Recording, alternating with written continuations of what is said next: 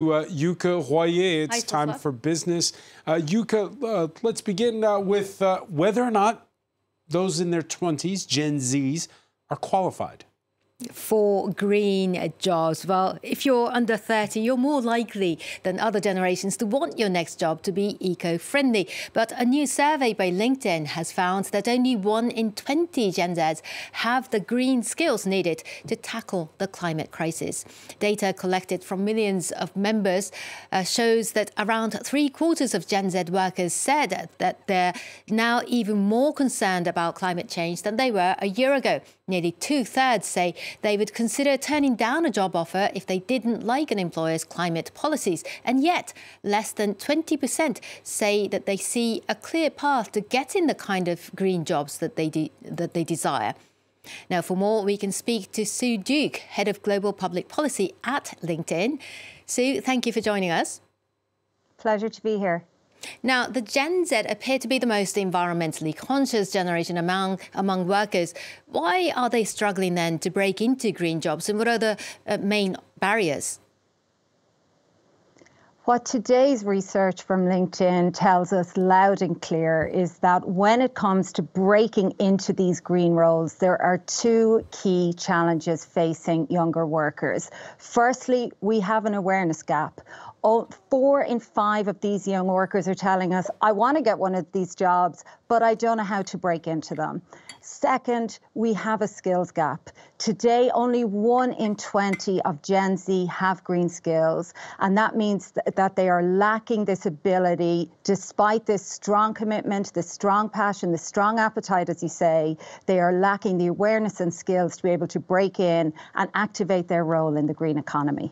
And what exactly are green skills, actually?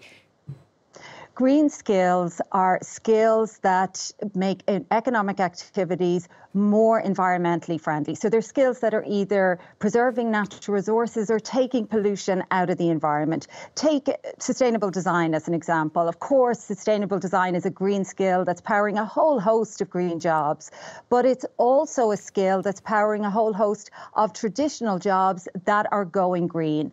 Jobs like interior designer, park manager, construction worker, all skills that aren't jobs that aren't green jobs per se, but are using green skills more and more to be done in a sustainable way.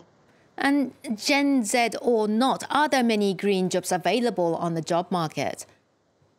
There is huge and growing demand for these green jobs, despite having seen a slowdown in hiring across most sectors, across most countries, across the world in the past couple of years. We are seeing hiring for green skills and green jobs really bucking that trend. So there is no question, these young people are right, those jobs are out there, these opportunities are growing all the time. And what we need to do is ensure that these workers are getting access to the skills and training they need so that they can take advantage of the huge opportunities that this transition to net zero presents. Now, despite struggling to break into green jobs, 60% of these young workers say that they may even turn down a job offer based on an employer's climate policies. That's a lot. Are many companies not good enough for them? What we are seeing, as you say, is that where we don't have a problem when it comes to young people is they have the commitment, they have the drive, they have the appetite to move into these roles, but they are paying very close attention to, is this a company who has set out its green policies clearly, because that's a company that I want to work for. And increasingly, they're looking to these companies to provide the skilling that they need so that then when they go into those companies, they can really activate their role, acquire these skills and start applying these skills from day one. Now, looking ahead, many major companies around the world have set ambitious targets to cut greenhouse gas emissions and their climate goals by 2030. That's a key number. The Gen Z will make up a sizable portion of the global workforce by then. Is there then a lack of investment in training people or raising awareness among them about green jobs? You're absolutely right. 2030 is a key date on our journey to 2050, on our journey to net zero. And by 2030, almost 1 in 3 workers will be Gen Z.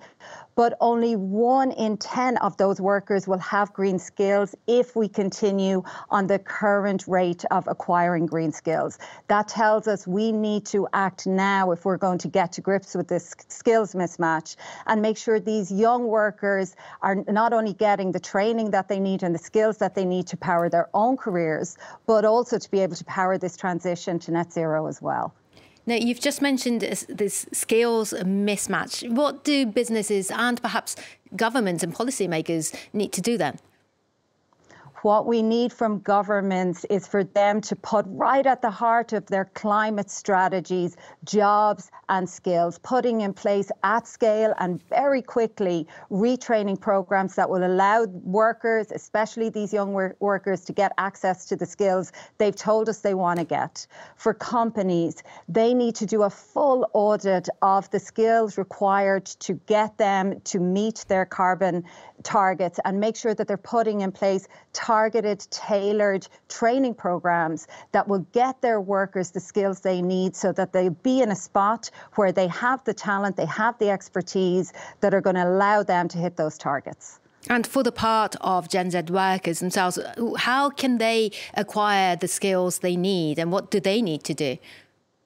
3 things to think about. Firstly, figure out what role do you want to play? What is the contribution that you want to make in your working career to fighting climate? Second, figure out what are the specific skills that are going to get you there. There are a ton of resources on LinkedIn that can help you do these courses and get these skills. And thirdly, think about your network.